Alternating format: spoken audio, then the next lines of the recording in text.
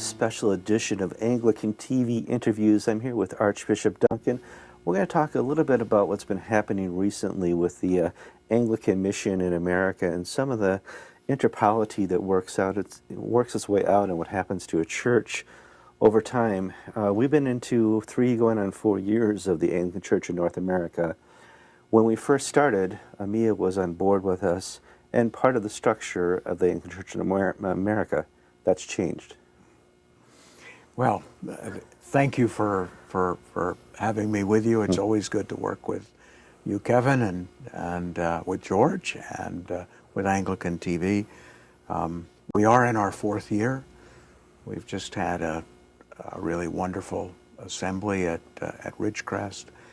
But one of the heartbreaks of the moment has been the disintegration of the Anglican mission, and the challenge to unity here in North America, and actually the challenge to unity throughout the whole Fellowship of Confessing Anglicans movement, and the emerging communion, which really is taking the place of the structures we've known.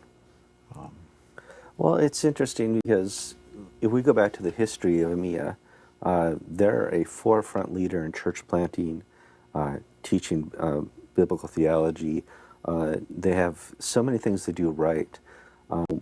They were a great bonus to have into the Anglican Church in North America.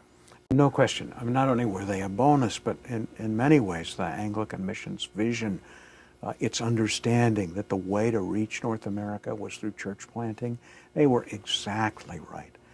They were way ahead of the curve. And we blessed them over and over again for this. Indeed, as the Anglican Church in North America came together, it became very clear to us that they'd hit on exactly the right thing.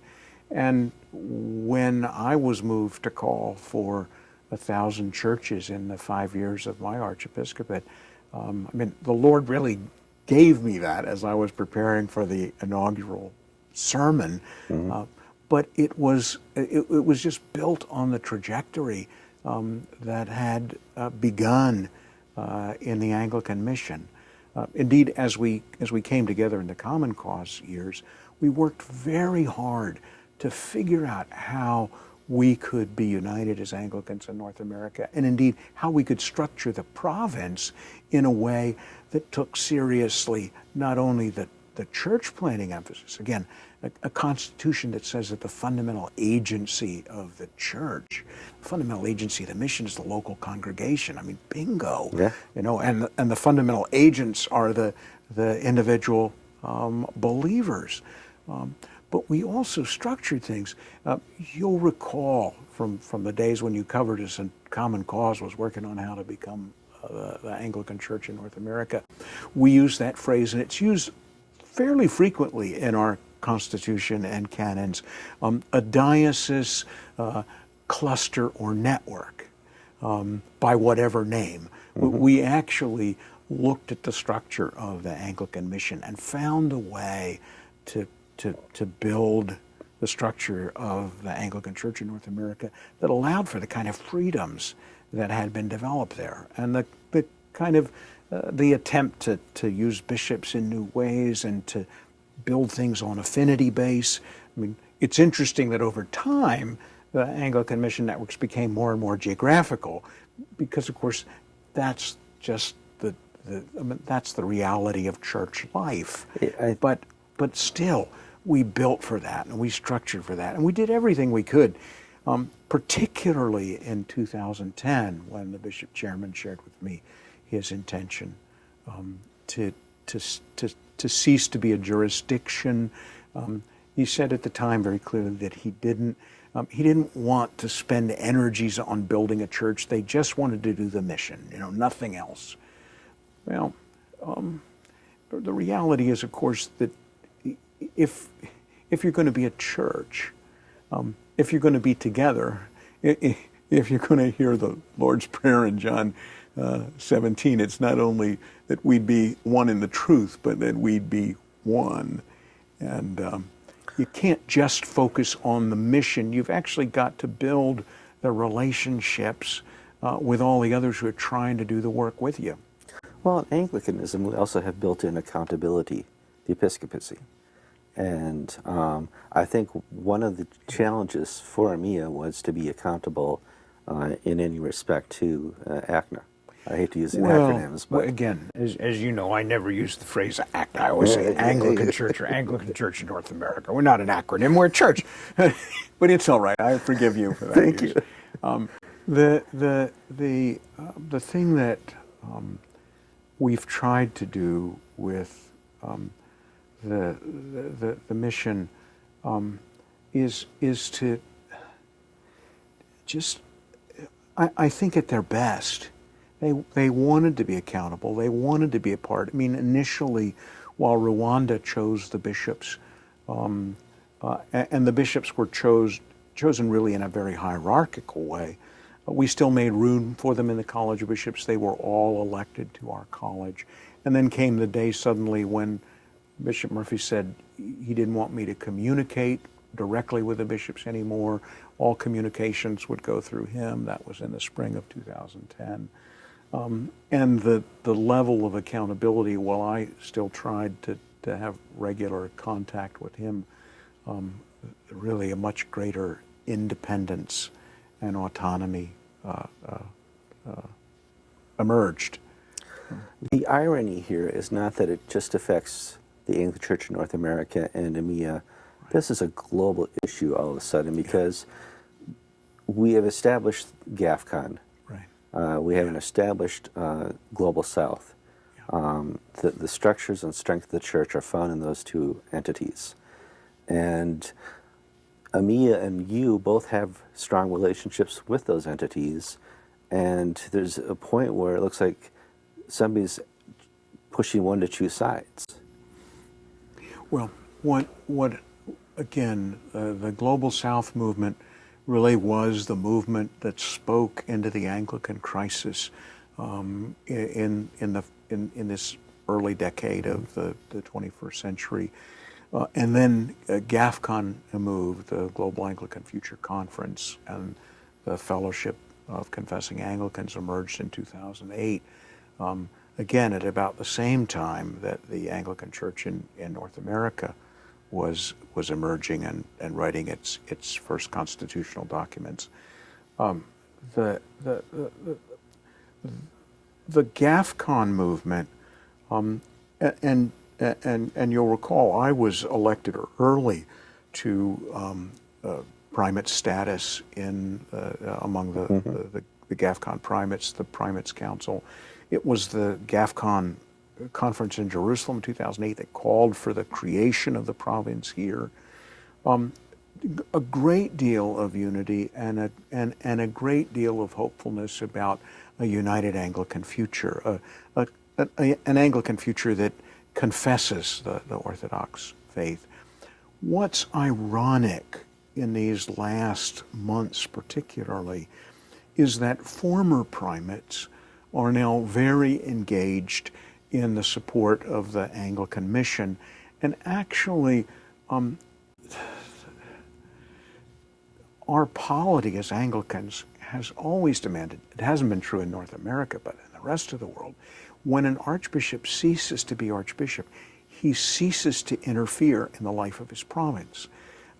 When the Anglican mission separated from Rwanda, it was great personal and provincial distress.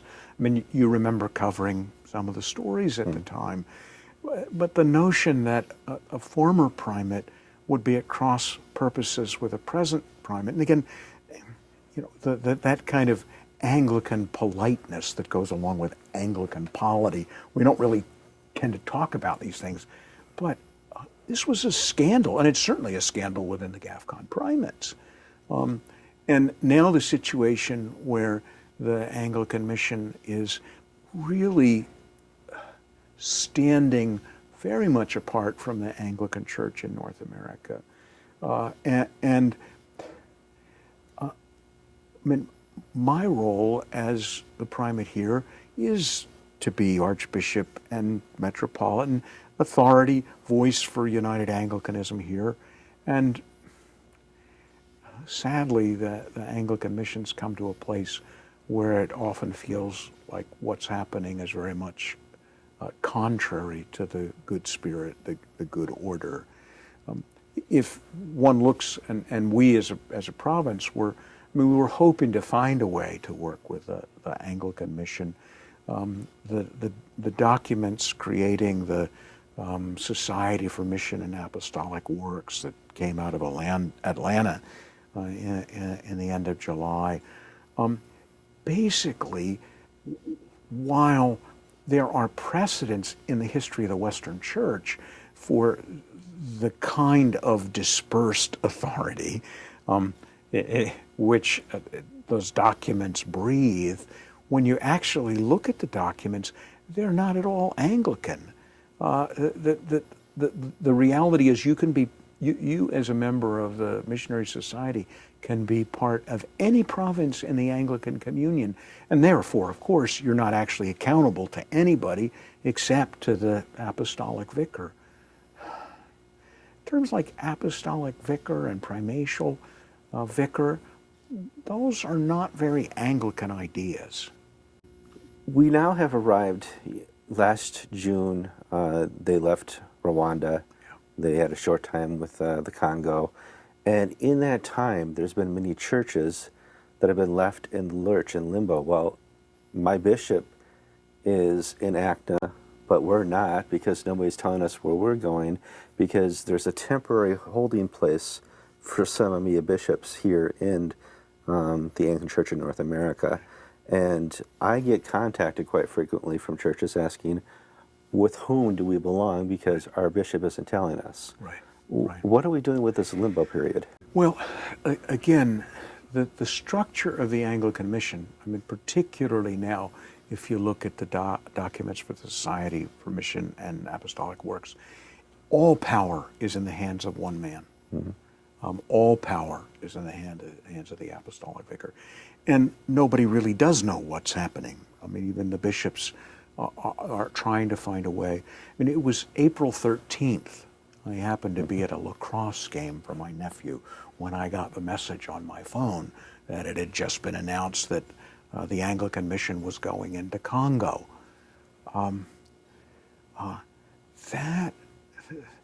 That was a sudden arrangement. That was a surprise to everybody. The buzz was everywhere on the blogs and everywhere else. That Congo, imagine that. Then, of course, when Congo actually had the opportunity to meet and think about it, the House of Bishops in Congo actually, while one bishop gave cover and an Archbishop Isingoma, with whom I've worked closely, gave temporary cover until the House of Bishops could meet. The result of the House of Bishops was that cover wasn't going to be given. So, okay, where are they? Well, you'll recall that in April, Archbishop Ruwaje, who clearly had superintendent's jurisdiction for both bishops and clergy, he demanded by the end of April that all the bishops declare where they were going to go. It appeared that they were going into Congo, but of course some of the mission bishops said, but we're North Americans. We don't want to go to Congo. Is there any way the Anglican Church in North America can make room? And we actually tried to figure a way to give a window for 6 months. Now, and in my conversations with Ruwaje, we agreed to receive those bishops who asked. It happened that Bishop Todd Hunter asked, that Bishop T.J. Johnston asked, and Bishop John Miller asked to come into the Anglican Church in North America. And the way we did it so that it could be temporary, that we weren't sure where they were headed, but we wanted to help, was for each diocese represented. In the case of Bishop Hunter, it was Pittsburgh, because he had a national organization that was a church planting organization. Mm-hmm. In the case of T.J. Johnston, it was the Diocese of the South. In the case of Bishop Miller, it was the Gulf Atlantic Diocese. Again, close friendships. And the bishops took in these bishops, received from Rwanda as bishops of those dioceses. Again, in Anglican polity historically, at least for a short season, an individual diocesan bishop can receive a bishop from another place. Bishop in Anglican orders receive him, deploy him. We agreed that for 6 months. What began to be clearer was that the bishops who came to us at the end of April, beginning of May, that they intended to continue functioning within the missionary bishops group of the Anglican mission, and that things were getting increasingly confused. There was some attempt for parishes to come into the diocese that were that the bishops had come into. There was a proposal in the Diocese of the Great Lakes for whole group of congregations to come into Great Lakes with their bishop, Doc Loomis. What we did is we allowed these things to happen. Again, very confusing. I mean, very much trying to respond in a crisis to a way to give people a path forward. And when the documents, particularly when these documents for the Society for Mission and Apostolic Work came forward, it became clear that what was happening was there was a technical accountability of bishops and clergy to ACNA bishops, Anglican Church bishops, or to bishops in other parts of the world. But actually, there wasn't any real jurisdictional authority. It was all ceded to this apostolic vicar. What we've come to understand, and this is why it's so confusing, I mean, the bishops themselves have been trying to figure out what to do. What I appointed a task force back in December of Bishop Leonard Riches and Bishop Charlie Masters to work with the Anglican Mission to see if if we could find a way to partnership. And you'll remember back there we identified 3 issues that had to be dealt with. We had to have the kind of jurisdictional clarity and accountability, where you had to be a society that was a classic Anglican society, and what's emerged is neither. Yes. I mean, it's a mix where it's convenient, so it's confusing. We said there had to be reconciliation with all the players. I mean, there's more broken relationships now than ever, and there needed to be a change in leadership. But Charlie Masters, Leonard Riches were going to carry that through, particularly with bishops Miller and Johnston. Where we are now is that those bishops have come back and said, what we need is clarity, simplicity, and no flexibility. Now, we've always tried to do things clearly in the light.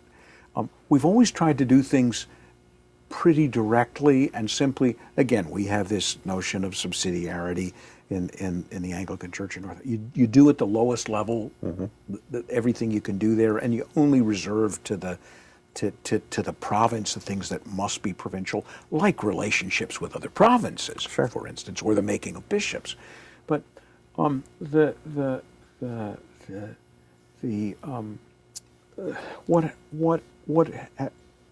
no flexibility piece, we've tried to be just so flexible.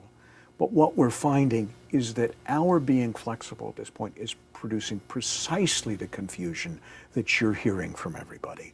Where do we fit? Where do we belong? And so what I've just recently heard from Bishop Masters and Bishop Riches. They just recently had a conversation with Bishops Miller and Johnston, and with Bishops Labar and Beach. And out of that conversation, it becomes clear that the way we need to deal with this, since there's not yet jurisdictional clarity, since there's not yet a reconciliation of relationships, far from it, and since there's not, the leadership it's erratic, I mean, it's just heartbreak. I mean, It is. I know you suffer with this. I mean, I worked with Chuck for so long, and I'm so distressed about what's happened. But what we've come to understand is the best thing we can do for the church at large is to say, look, bishops, you either choose you're going to work among the missionary bishops in the Anglican mission, or you're going to be an ACNA bishop. If you want to be an ACNA bishop, apply for this January's College of Bishops meeting and be elected to the college and be part of us. The notion that you can, in this case, also serve in this really confused system that's been designed. By jurisdictional limbo, yes. Yeah,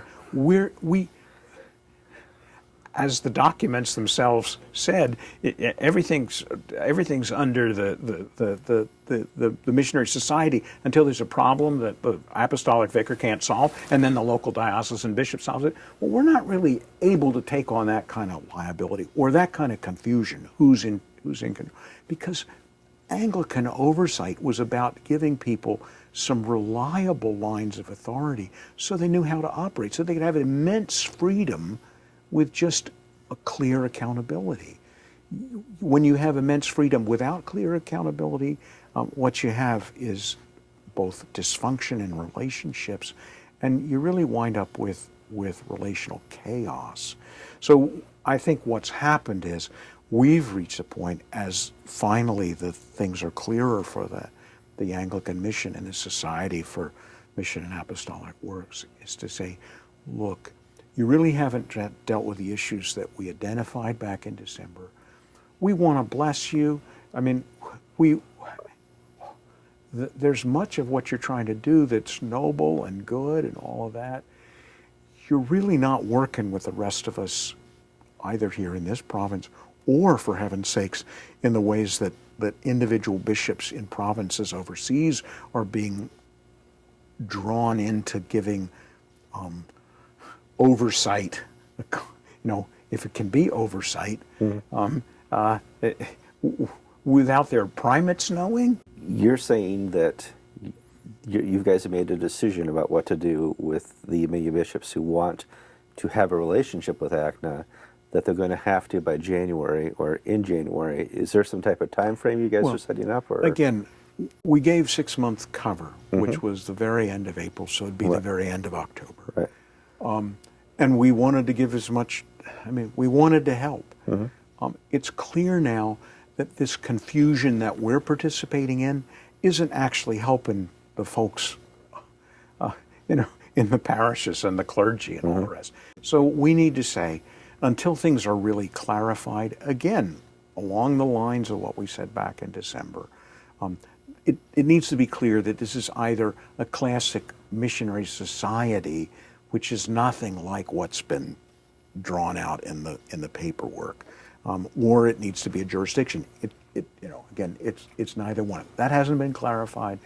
The relationships are terribly more broken all the time, and indeed, as individual bishops are invited, encouraged to take clergy and congregations from here, they suddenly wind up at cross purposes with their primates and with their colleges of bishops. The relational thing is worse now than ever. It's been a spiraling down since 2010. More and more broken relationships all the time. That hasn't been fixed. And again, I think since it's the present leadership that made the decision, despite in 2010 my asking very clearly, do not do this. And if you do this, the Lord will not bless it, because it doesn't fit the vision that and I laid this out to Bishop Murphy, I laid it out to Archbishop Collini, but it fell on deaf ears. I think what we're saying now is we simply have to,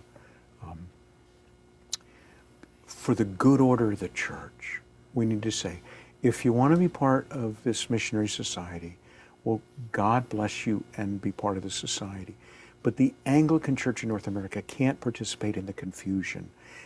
which is an increasing confusion. It's not a diminishing confusion, and it's a confusion that's spilling out over the whole communion. Again, retired bishops and archbishops doing what they've never done. Diocesan bishops making international relationships, apart from their provinces. This is chaos. We can't participate in the chaos. I hope there'll come a day when the Anglican mission, as it gets reshaped and as a new generation of leaders emerges, that it'll want to come back and be in relationship to us. Our vision hasn't changed. Biblical, missionary, united. If they'll really try to work with us and try to work in a classic Anglican way, I mean, we set up a structure that was big enough for them to start with, Sure. which was a structure that was very creative and yet looked like a classic Anglican ecclesiology. Well, part of the confusion, and I'm backing up for our viewers here, is they're going to say, wait a minute, in Ridgecrest, we saw an archbishop from Africa stand up and turn over his clergy to the Anglican Church in North America. Right. How is that unrelated to all this? And well, that's a different archbishop. That's all this confusion that's going on here. Is there's a whole lot of stuff going on with clergy who were not identified and brought in that structure. The recent thing in which it was announced that Anglican mission clergy could indicate that they wanted to be part of the Bunyoro-Katara diocese under Bishop Nathan. I mean, I've known Nathan for a bunch of years. Nathan had a particular relationship with one of the leaders in the mission, and in a classic Anglican way, just agreed, of course, I'll help. When he discovered that was problematic for us here, and he certainly discovered it was problematic in relationship to his archbishop, who was the very first to give clergy and congregations back to the Anglican Church in North America. Right. We had a rescue period, and that rescue period, we're so thankful for Rwanda and Uganda and Kenya and Southern Cone and all the Nigeria, for heaven's sakes. But that season's over, and the notion of forging new relationships to get a kind of oversight that's not real oversight, so that you can be an independent society that can just do what it chooses to do. That's not Anglicanism. If we weren't planting churches, if we weren't a missionary church, I mean, it'd be one thing, but it's sad. We need to move to a level of maturity. And what does that look like to you and to the Anglican Church in North America in regards to AMiA? We're talking about ending the confusion. You'll bring in bishops. When a bishop comes in, he brings his diocese with him. Doc Loomis or Bishop Miller, they have churches under them. When they come in, do their churches come in with them if they're... Well, if they applied to be a diocese in formation, I mean, a good example is the diocese in formation, which was approved at the last provincial council, which is called Western Gulf Coast, under Clark Lowenfield. Group of AMiA churches, plus some others that are coming together with a vicar general. They'll come in as a diocese. The notion that was emerging for a little while, the attempt to have an assisting bishop who'd bring a bunch of churches, and those churches would report to him, and he'd be their bishop.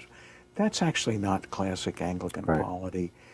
And either they need to merge into the diocese that they're a part of. I mean, the diocesan is the diocesan, and an assisting bishop can take responsibility for some of those as long as he's been assigned, but they're not related to the assisting bishop, they're related to the diocesan bishop.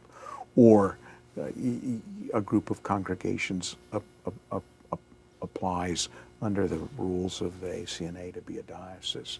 I mean, one of the things that, again, we're having growing pains here, one of the things that the College of Bishops identified in our meeting in June, and we'll spend some real time on in January, is thinking strategically about the creation of dioceses.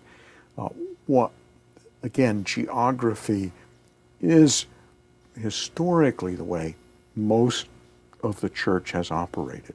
Affinity, again, the religious orders function in some measure as dioceses within dioceses, and they're affinity versus geography. So there's some precedent for it. But to be the kind of vital church we need to be here, everybody at the local level needs to be working together. And while it may take us a generation to get where we really need to go, a generation to bring more and more of these groups and these historical, whether they were the foreign lifeboats, or whether they were dioceses like the Diocese of the Reformed Episcopal Church. I believe that increasingly things will look more geographic and less affinity-based or history-based. But it's going to take us a while to get there. And what the bishops are seeing right now is that if we don't think about it now, we may create lots and lots of dioceses that are really not in the best interests of the mission of the church. I agree that affinity has its place right now, but I think after a generation, when we sit down and we look at the Anglican Church of North America, we're going to see it's mostly geographically. I think that's where it's going. Based. But we lead it there gently and thoughtfully. We don't have to use force to get there. And yet at the same time, we've all got to be cooperating. Again, it's not just the word, which is central. It's not just the mission and the transformation of the society, which is central, but it's also the relationships, the unity, and the tradition speaks to that. And we've really got to pay attention to it. We've got to hold ourselves, in some measure, accountable to it if we're going to be Anglicans. Classical Anglicans. And what we've said here is this whole present crisis is about what's not classically Anglican, the division of provinces, the unwillingness to truly, be submitted to one another, the structuring which avoids accountability rather than really creates it. And now, has this time strengthened GAFCON? Oh, there's no question. GAFCON has been strengthened, and the present difficulties, the disengagement, and then the disintegration of the Anglican mission. Actually, we're far more united as a province than we were, and GAFCON. The GAFCON primates are far more united. The cell phone all together. Sometimes the difficulties produce a kind of working together. I in this last year, I worked closely with this in Goma. I worked closely, as always, with Arambi, closely with Oko, closely with Rawaji. It's certainly closely with Wabukala. We all do pick up the phone from time to time and ring one another, right. Which is, again, the way Anglicanism once worked, and is the way it ought to work. And it's the same thing. We pick up the phone among the bishops. We pick up the phone among the clergy and congregations in a region, even if we are in different jurisdictions. But in a sense, no one has the license to simply do it their own way. And we as a province have to help when folks are just wanting to do it their own way, to say, wait a second, we can't really participate in that. You do that, you choose to do that. We want to work in partnership where we can, but officially, we can't help you to do that because that's not in anybody's good interest. It's not in yours, and it's not in the good interest of the whole church. So So, Archbishop, you're saying that the agreement that you made before, where you would allow AMiA bishops to be assisting bishops in ACNA, is not working. It's not working, and it's not working because they don't control the system that is being created, and the system that's being created is really just designed to confuse and for everything to be unclear, accountability to be unclear, and we really.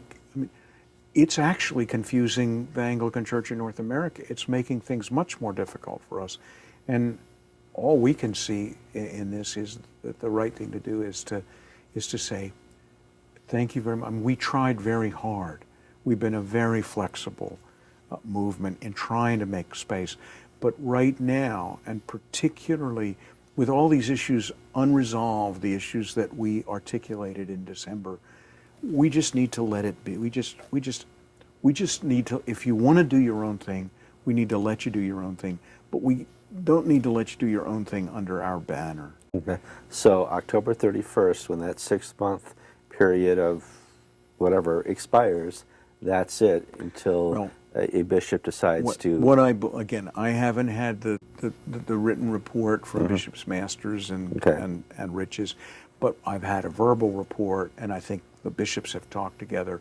And what's clear is the bottom line is we'll say to bishops, you really need to choose, are you going to be part of the missionary bishops of the mission, or you're going to be part of the ACNA? And you really can't be enmeshed in both. And congregations, you want to be part of the missionary society, that's fine, but you can't then also be part of the ACNA.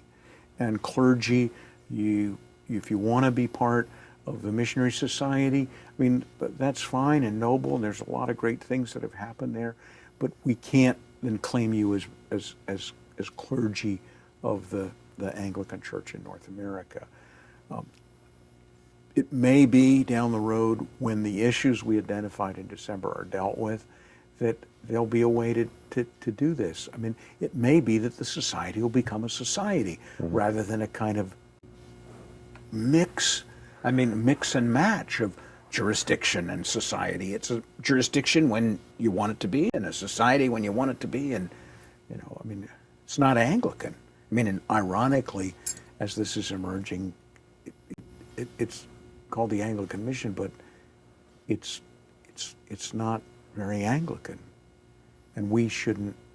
We've got to just say, no, that's not how the Anglican Church works. That's not how Anglicans work together.